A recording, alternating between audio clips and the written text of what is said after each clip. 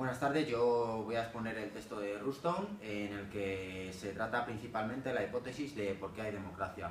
Este texto gira en torno a tres ideas principales,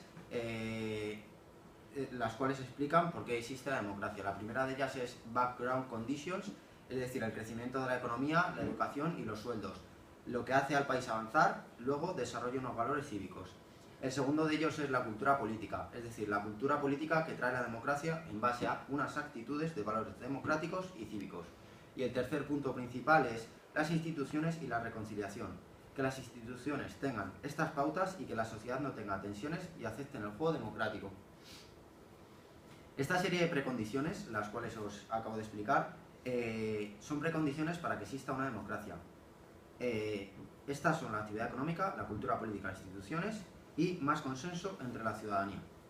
No obstante, hay que mirar a cada país con lupa, ya que no todas las condiciones se darán en todos los sitios.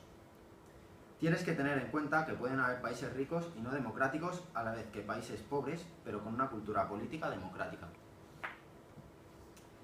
Debemos tener también factores en cuenta como la historia de un país, la intervención internacional y la capacidad de la sociedad civil. En el texto también se explica el dilema de la modernización y de la educación. Esto es que mientras un país progresa, tiene más posibilidades de albergar una democracia. Hablamos de progreso entendiendo progresar como reunir las tres condiciones que os he mencionado anteriormente. El término modernización se refiere a estas tres condiciones y también al respeto por las leyes.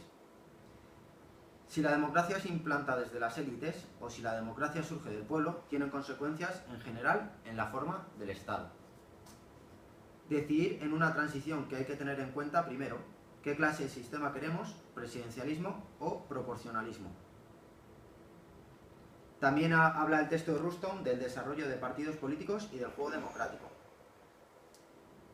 Resumiendo las ideas principales del texto, tienen que existir una serie de condiciones favorables para que haya una democracia: economía, educación, productividad, cultura política, instituciones que puedan favorecerlo.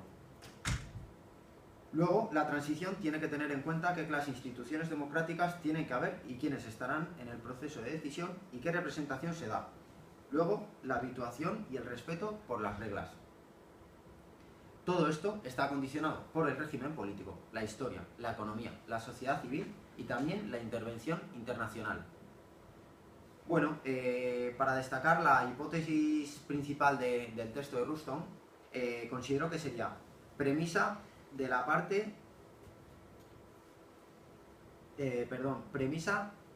que parte el autor. Es decir, la hipótesis es la premisa de la que parte el autor, es decir, lo que trata de refutar con el análisis.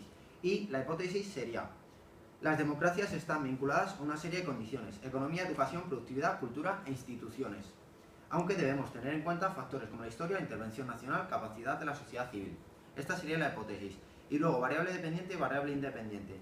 La variable dependiente es el objeto de estudio, en este caso, la democracia. La democracia es el sistema político que estamos analizando. Variable independiente es la variable que afecta a la variable dependiente. Es decir, las variables independientes en este texto serían el desarrollo económico, la infraestructura, las instituciones, como educación, sociedad civil, factores intervencionales. Muchas gracias y muy amables.